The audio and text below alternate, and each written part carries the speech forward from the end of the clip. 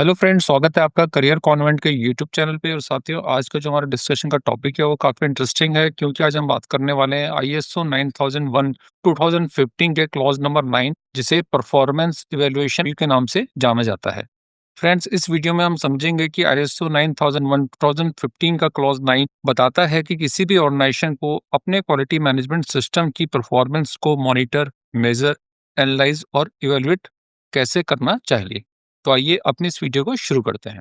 Clause 9.1, monitoring and measurement. देखिए, यह clause हमें बताता है कि हमें किस चीज़ को मॉनिटर करना चाहिए, कब मॉनिटर करना चाहिए, मेथड्स ऑफ मेजरमेंट क्या होने चाहिए और डेटा इवैल्यूएशन हमें कैसे करना चाहिए। आइए इसे डिटेल में समझते हैं। What to monitor. देखिए, यह क्लॉज हमें बताता है कि हमें कस्टमर सेटिस्फेक्शन को, प्रोसेस परफॉर्मेंस को, प्रोडक्ट की कन्फॉर्मिटी को, सप्लायर परफॉर्मेंस को और इंटरनल इश्यूज और रिस्क बेस्ड थिंकिंग को मॉनिटर और मेजर करना चाहिए। ऑर्गेनाइजेशन को इन सब चीज़ों की मॉनिटरिंग के लिए एक डिफाइंड फ्रीक्वेंसी बनानी चाहिए, जो कि डेली, वीकली या मंथली हो सकती है।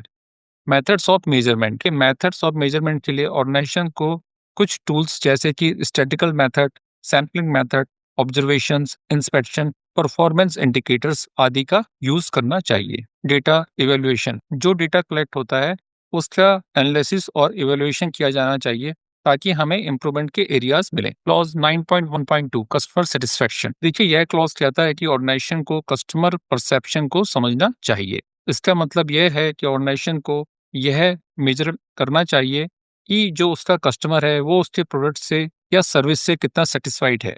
इसके लिए ऑर्गेनाइजेशंस को करना चाहिए survey and feedback, customer complaint analysis, review of returns and rejections, और आजकल ऑनलाइन रिव्यू भी अवेलेबल होते हैं।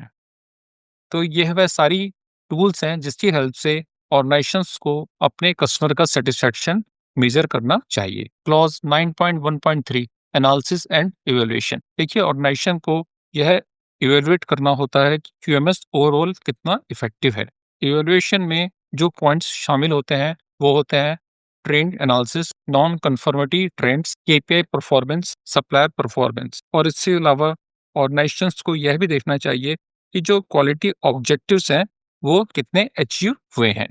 Clause 9.2, internal audit. के इंटरनल ऑडिट का मेन पर्पस है कि ऑर्गेनाइजेशन यह चेक करे कि उसका क्यूएमएस आईएसओ 9001 की रिक्वायरमेंट के अनुसार चल रहा है या नहीं। इंटरनल ऑडिट्स में शामिल होते हैं audit planning, audit schedule, audit reporting और करेक्टिव एक्शंस। आपका जो इंटरनल ऑडिट है वह ऑब्जेक्टिव, इंडिपेंडेंट और डॉक्यूमेंटेड होना चाहिए। Clause 9.3, management review. देखिए, यह क्लॉज कहता है कि मैनेजमेंट को टाइम टू टाइम क्यूएमएस की परफॉर्मेंस को रिव्यू करना चाहिए। अब क्यूएमएस की परफॉर्मेंस में मैनेजमेंट के रिव्यू के लिए क्या इनपुट होंगे, आइए उसे देखते हैं।